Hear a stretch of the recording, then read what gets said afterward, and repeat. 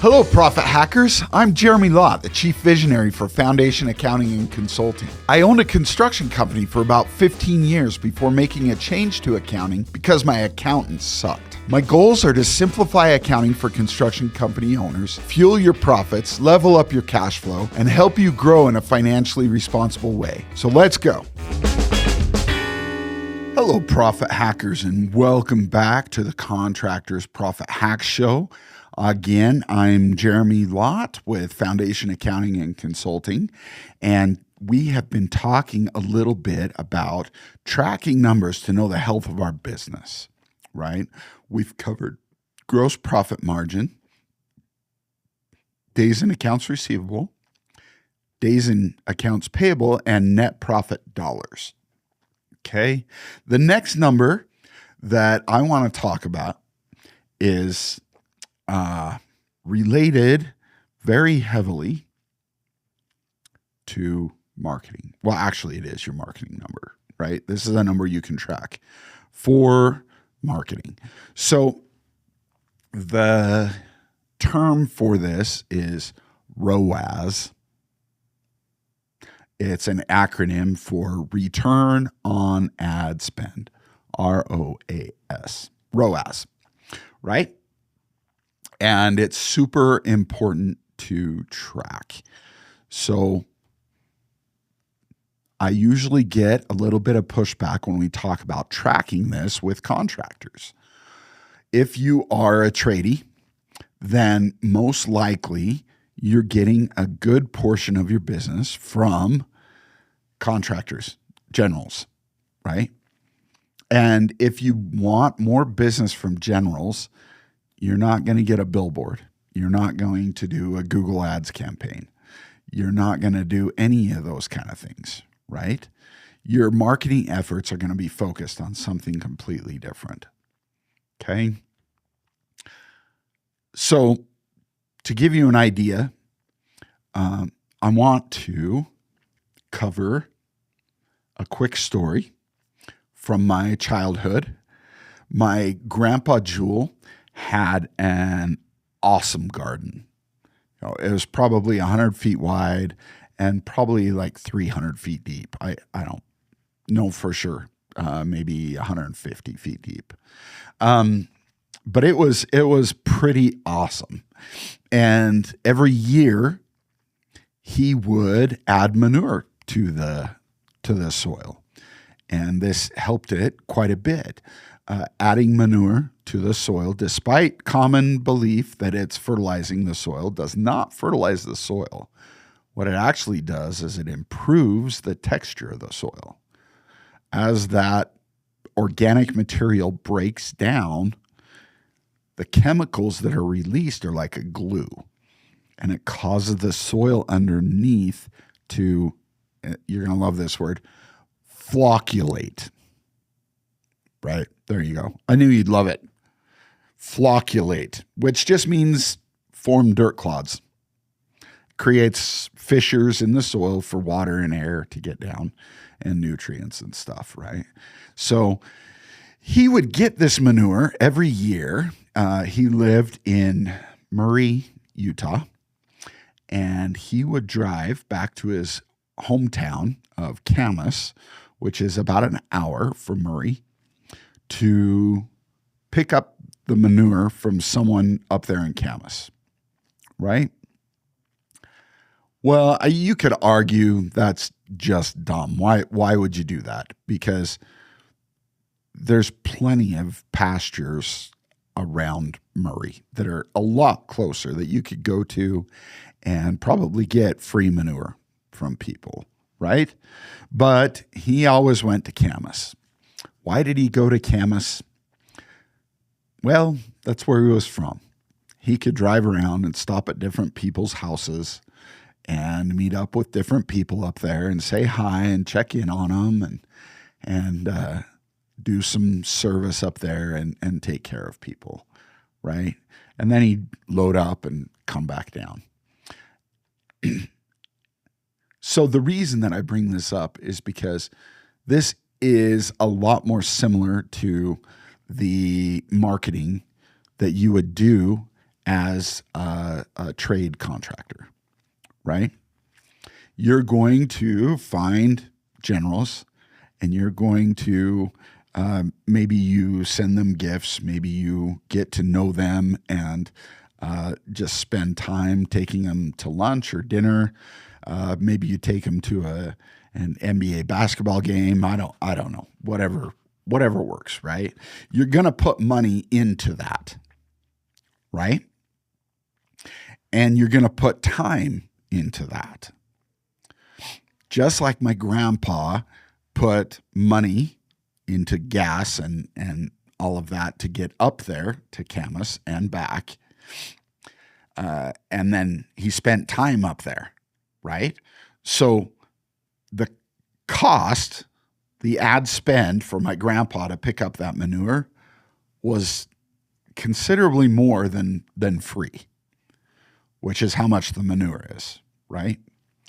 And so if you were to add up all those amounts, then you would have his total ad spend to get that load of manure, horse manure.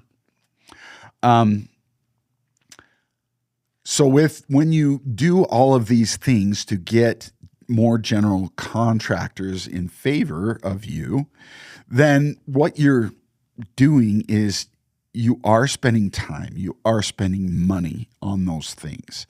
We want to track all of that, and then we want to later compare it on any business that comes from that general, right? So the question is, how do you do it? Within QuickBooks, there is an option to add the customer to every transaction, right? You could track hours by customer. You can also track spending by customer. So here's what I do. What I do is if I have a new general contractor that I want to get to know, I am going to add them into QuickBooks as a customer. So we'll just say John Doe, right? We add John Doe to our customer list as a customer. Okay? Anytime that I spend time with John Doe, calling him, meeting with him, going to lunch or different activities with him, I'm going to record those hours to John Doe. So I can be adding up an amount to John Doe, right? Anytime that I buy something, some kind of a gift or, again, an activity, those charges I'm going to enter into QuickBooks, and I'm going to add John Doe as the customer on those. Now, when I pull a profit and loss by customer, I'm going to have John Doe listed there. And underneath John Doe, it will show all the income and all the costs and expenses related to John Doe.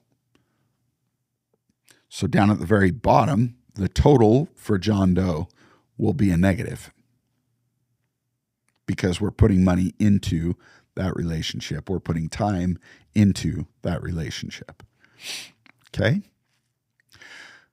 So now here's how you really start to figure out how well you're doing as far as getting new referrals from that new general, more work from that new general.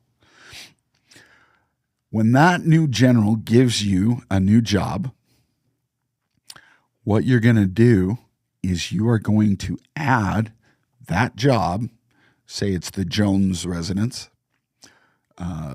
I'm going to add the Jones residence as a customer in QuickBooks, but underneath the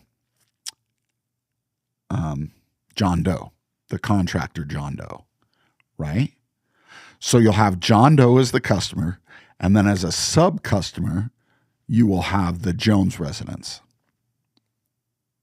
Okay? Now, anytime I invoice the Jones, it's going to go on that profit and loss. Anytime that I spend something on the Jones job, I'm going to make sure and add their name to those costs. And then what ends up happening is I end up with a few different columns. The first one is John Doe. Then the next column is going to be the Jones residence. At the bottom of the John Doe column, there will be a negative because we've only put money and time into that relationship. At the bottom of the Jones residence, there should hopefully be a positive there, right? Because we do want to make money on every job. Okay? So we've got the first column is negative because it's all of our investment into that new relationship.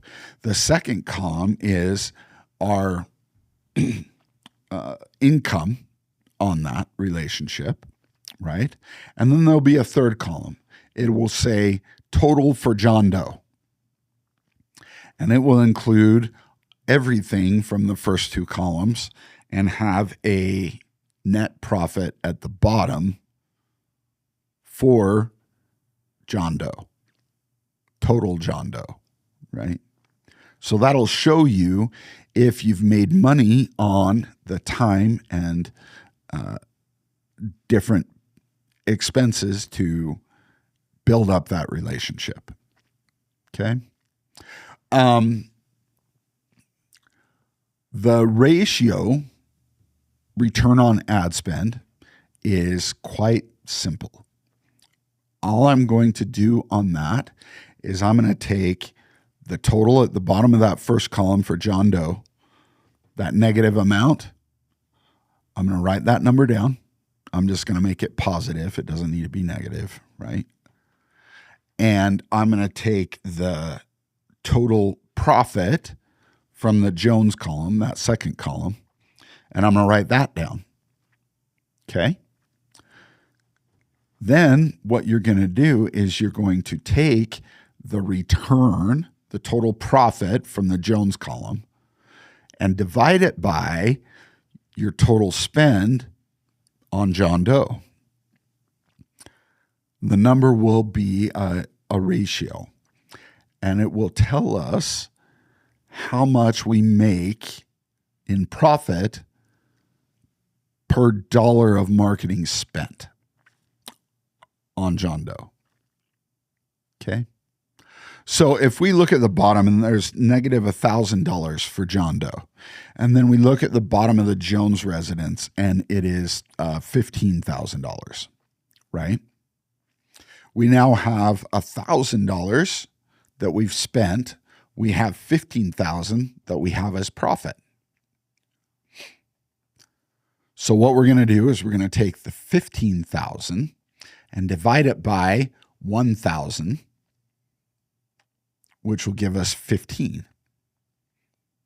So what that means is that for every dollar that we spend into building that relationship with John Doe, we got $15 of profit back. Okay.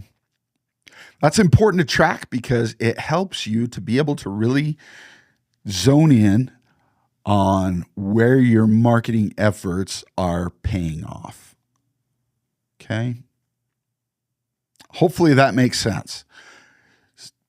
Start implementing that in QuickBooks and let me know if you have any questions implementing that. I'm more than happy to chat with you and help you figure it out for yourself. Otherwise, get lots of those green profit M&Ms and have a great day.